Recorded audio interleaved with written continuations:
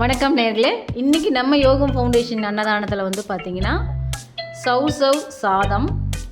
அதுக்கு முன்னாடி நம்ம யோகம் ஃபவுண்டேஷன் யூடியூப் சேனலை சப்ஸ்கிரைப் பண்ணி வச்சுக்கோங்க. கூடவே ஃபேஸ்புக், இன்ஸ்டாகிராம் பேஜ் இருக்கும், ஃபாலோ பண்ணி வச்சுக்கோங்க. உங்கள் இல்லத்தில் நடக்கிற திருமண நாள், விசேஷங்கள், பிறந்த நாள், நினைவு நாள், பெரியவங்களுக்கு கொடுக்க வேண்டிய திதி ஏதாவது இருக்குது அப்படின்னா இந்த வீடியோ கீழே நம்பர் போகும், கால் பண்ணி பதிவு பண்ணிக்கலாம். வாங்க வீடியோக்குள்ளே போகலாம். தேவையான அளவு எண்ணெய் விட்டுருக்கேன். சீரகம், பெருஞ்சீரகம், பட்டை, லவங்கம், பிரியாணி இலை எல்லாமே போட்டு தாளிச்சிக்கலாம். பிரியாணி போடுற அத்தனை பொருளும் போட்டிருக்கோம். புதினா போட்டுக்கலாம்.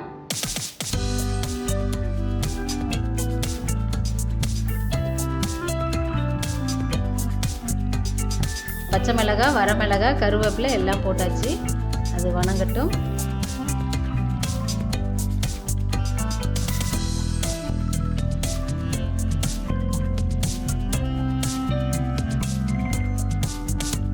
அடுத்து வெங்காயம், அது கொஞ்சம் நல்லா வணங்கட்டும்.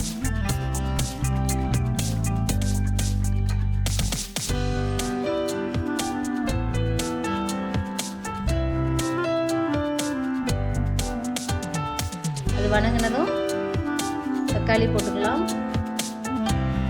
தக்காளி போட்டாச்சு. தக்காளி நல்லா வணங்கட்டும்.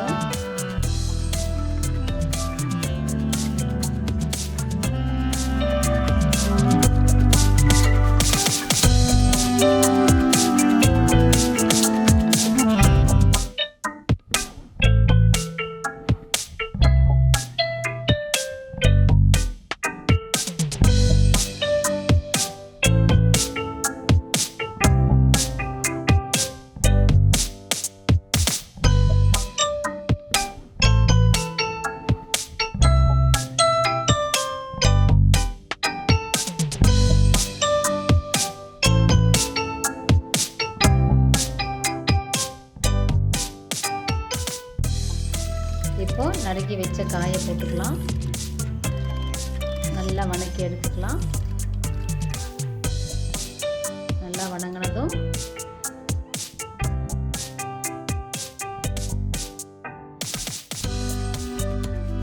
அதில் தேவையான அளவு பொடிகள் எல்லாம் போட்டுருக்கோம். மல்லிப்பொடி, சாம்பார் தூள், கரம் மசாலா, மஞ்சள் தூள் எல்லாமே போட்டிருக்கேன்.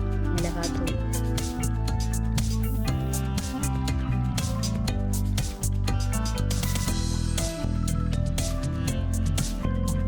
அளவு தண்ணி,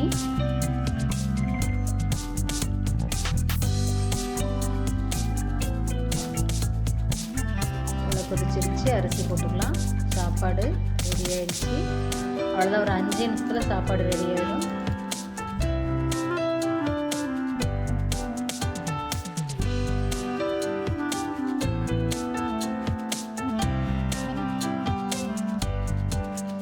நல்லா வெந்துருச்சு. இப்போ தயிரும் நெய்யும் ஊற்றிக்கலாம்.